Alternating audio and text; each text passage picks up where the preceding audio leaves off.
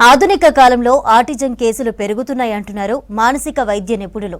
వయసుకు తగ్గట్టు పిల్లల్లో మానసిక ఎదుగుదల లేకుంటే తల్లిదండ్రులు గుర్తించాలని సూచిస్తున్నారు. మాదాపూర్లోని వర్ణం చైల్డ్ డెవలప్మెంట్ సెంటర్లో ఆటిజం బారిన పడిన పిల్లలకు చికిత్స చేస్తోంది దివిస్ ఫౌండేషన్. ఆటిజం వ్యాధి కాకపోయినా చిన్నారులు వారి తల్లిదండ్రులు ఆందోళన చెందుతారని తెలిపారు doctor Pramod Reddy.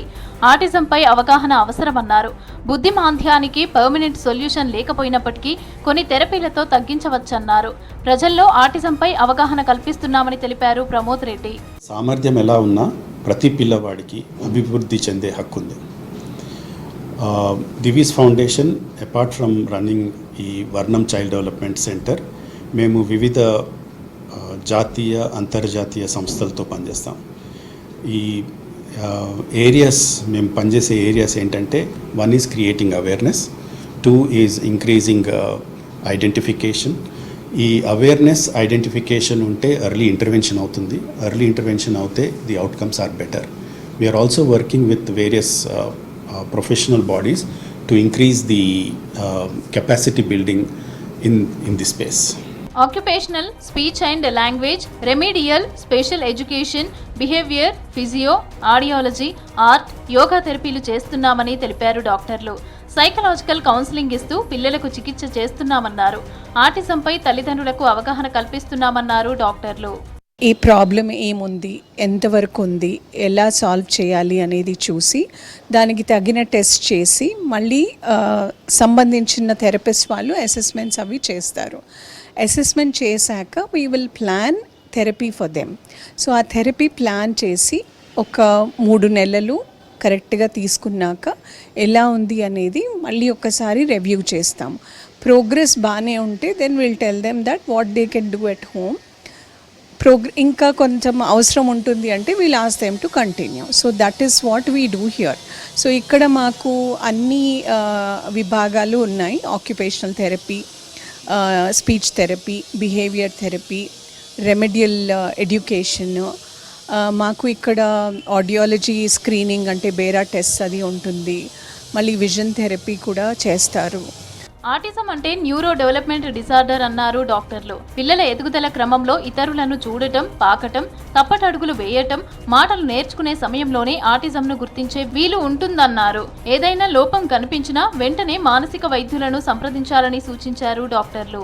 Autism is basically a neurodevelopmental condition where a child's brain develops and functions in a different way compared to our typical patterns, and that affects the way they communicate, interact and experience the world around them. So the children on the spectrum usually have some social communication difficulties, ante name call ki response ivvakapodamo, లేకపోతే difficulty in understanding social cues, and they have certain repetitive restrictive patterns of behaviour. So లైన్గా objects పెట్టడము or playing in an unusual manner. And they also have different sensory responses, so overly or undersensitive to certain textures, lights, sounds. These are all part of the spectrum. But what we need to understand that it's a spectrum, so each child on the spectrum is unique. So they all have their unique strengths and challenges just like the rest of us.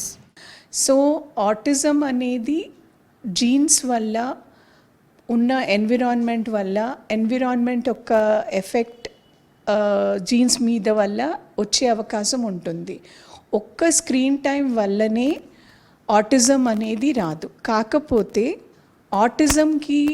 Autism ఉన్న పిల్లలకి లేదా మామూలుగా ఏ problem లేని పిల్లలకు కూడా ఎక్కువ screen time చూపిస్తే వాళ్ళు సోషల్గా అంటే మిగతా వాళ్ళతో ఎక్కువ కలవకుండా ఉండటము, లేకపోతే మాట్లాడకుండా ఉండటము, ఇంకా దాని మీదే దృష్టి, దానిలో ఎలా మాట్లాడుతున్నారో అలాగే మాట్లాడతాము, ఎలా అవసరంగా ఇప్పుడు ఏదైనా కావాలి అంటే కావాలి అని అనకుండా రైమ్స్ చెప్పినట్టు చెప్పటము, ఇలాంటివి జరుగుతుంటాయి. కాబట్టి ఎక్కువ స్క్రీన్ టైం వద్దంటాము. కానీ ఎక్కువ స్క్రీన్ టైం ఒక్కటే ఆటిజంకి కారణం కాదు.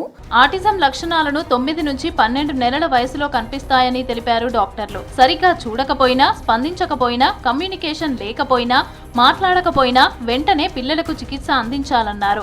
ఆటిజం మీద అవగాహన లేని తల్లిదండ్రులు ఈ ఎదుగుదల లోపం మీద దృష్టి పెట్టకపోతే పిల్లలు ఇబ్బందులు పడతారన్నారు డాక్టర్లు. 12 to 18 months అప్పటి నుంచి కొన్ని ఎర్లీ సైన్స్ అనేవి కనిపిస్తుంటాయి. దాంట్లో ఏంటి కొన్ని సైన్స్ అని అంటే ఐ కాంటాక్ట్ లేకపోవడం, ఇందాక చెప్పినట్టు they do not respond to their name, కమాండ్స్కి ఫాలో చేయలేకపోవడము, మోస్ట్లీ అలోన్గా ఆడుకోవడము, వేరే వాళ్ళతో జెస్చర్స్ కానివ్వండి, కమ్యూనికేషన్ ఇంటరాక్షన్ ఎక్కువ లేకపోవడము, స్పీచ్ డీలే ఉండొచ్చు, లేకపోతే కొన్ని మాటలు మాట్లాడి తర్వాత వాళ్ళు అది ఆపేసేయచ్చు. సో ఇవన్నీ ఉన్నప్పుడు definitely early science of autism అంటాము. అండ్ దీనికి definitely they have to go and get further evaluation. Panic అవ్వాల్సిన అవసరం లేదు, బట్ ఫర్దర్గా ఒక స్పెషలిస్ట్ దగ్గరికి వెళ్ళి దీన్ని ఇవాల్యుయేట్ చేసుకునే అవసరం అనేది ఉంది.